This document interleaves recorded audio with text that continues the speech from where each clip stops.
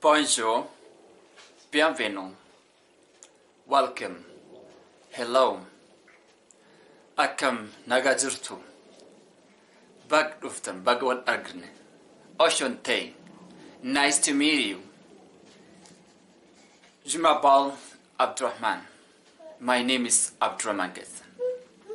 Je suis Abdurrahman in Sedama. Today, I'm gonna teach you self-introduction and French, okay? Har'aantana kan isin barsiisuudha deemnu of barsiisu afaan Faransaayii fi afaan Oromiffaa wal bira qabnee ilaalla jechuudha. So let's begin. Yaa jalqabnu jechuun of barsiisu jechuun afaan Oromiffaatiin of barsiisuu jedhama. Of ibsu yookaan of barsiisu self-introduction. Introducing ourselves, okay? Of barsiisu yookaan of beeksisuu jechuudha. Afaan Faransaayii so présentant en français, okay? So présentant en français. Self-introduction or self-introducing in French, okay? Self-introduction in French. Introducing yourself jechuudha yookaan of barsiisu jechuudha afaan Oromiffaatiin of barsiisu, okay?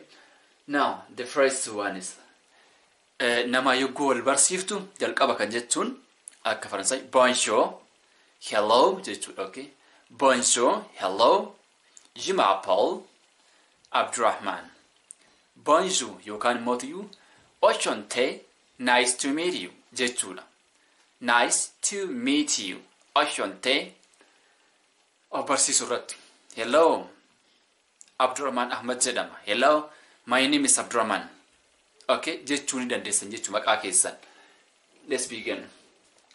J'avais dû ka jedhu kun I am from jechuudha. I am from.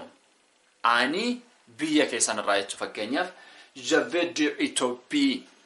I am from Ethiopia. I am from Oromia. Okay? Ani Ethiopia Rai. Jechuudha yookaan an Oromiyaa Rai. It's a region, okay? J'avais dû Ethiopia. Okay? An Ethiopia Rai. Of barsiisuu enna wannaa ta'eef. Enchanté jenneera dura. Nice to meet you. Yookaan moti bonjour, hello jechuudha. Amma direct of barsiin. Je m'appelle maqaan kiyya jechuudha. Okay? Je m'appelle maqaa keessan asitti guutan fakkeenyaaf je m'appelle Ali. Je m'appelle Abdurrahman. Je m'appelle maqaan shamaraas jedhama. Je m'appelle Khadija. Je m'appelle Biftu. Je m'appelle whatever, okay? Maqaa keessan asitti guutuu jechuudha. Maqaan kiyya Abdurrahman jedhama. Maqaan kiyya Ali jedhama. Afaan Oromiffaatiin maqaan kiyya jechuudha. Jedhama asitti rakkoon qabatu. Maqaan kiyya ebaluudha. Maqaan kiyya Abdurrahman. Maqaan kiyya maqaa keessan je m'appelle jechuudha. Okay. Karaa biraatiin immoo je suis Abdurrahman, je suis Ali, je suis Khalid, je suis keessan, je suis maqaan shamaraas haa ta'u dhiiras haa ta'u maqaa iddoo kanatti guutuu jechuudha maqaa keessan. Je suis Fatuma, je suis Khadija, je suis Masarat, je suis whatever, okay? Maqaa keessan asitti guutu. Ani Abdurrahman jedhama. Ani Ali jedhama. An Khadija jedhama.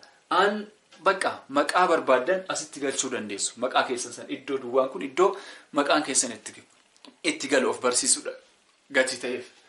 Kan biraa immoo mono maqaa keessan. Monom Abdurrahman. My name is jechuudha. Ani maqaan kiyya Abdurrahman. Ani maqaan kiyya Abdurrahman. Monom Abdurrahman. Monom Abdurrahman jechuu dandeessu. Okay. Kun immootuyyuu fakkeenyaaf iddoo kanatti je suis marié jechuun ani fuudhee jira yookaan in asitti galtetuun yoo shamara ta'e saalli nama kana fakkeenyaaf an heerumee jira jetti akka afaan Oromoofaatti. Dhiira yoo ta'e immoo ani fuudhee jira jedhaa miti. Kun amma Yeswii maariyee dhiiraaf jechuu kun. Yeswii maariyee fuudhee jira jechuudha. Yoo shamara ta'e iintun itti dabalamti. Anas jirtu tun iddoo kana galti. Shamaraaf jechuudha. Shamara. Yeswii maariyee pronounce yoo goonu akkuma tokko. Heerumee jira jechuudha kun amma shamaraaf. Heerumee jira jechuudha. Yeswii maariyee. Okay? Ani fuudhee jira yookaan immoo ani heerumee jira jechuudha. Yeswii maariyee fuudhee jira yookaan heerumee jira. Shamara yoo taate iitan itti dabala jechuudha. Yeswii maariyee dhiira yoo ta'e immoo iintun asii baddi. Yoo shamara taate shamara iitan itti dabala shamaraaf jechuudha.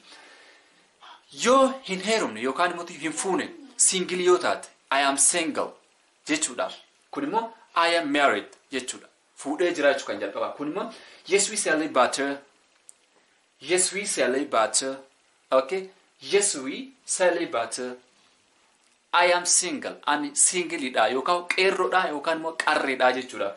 Asitti akkuma jenne in dabalama yoo shamara ta'e hin heerumne yoo jette shamara.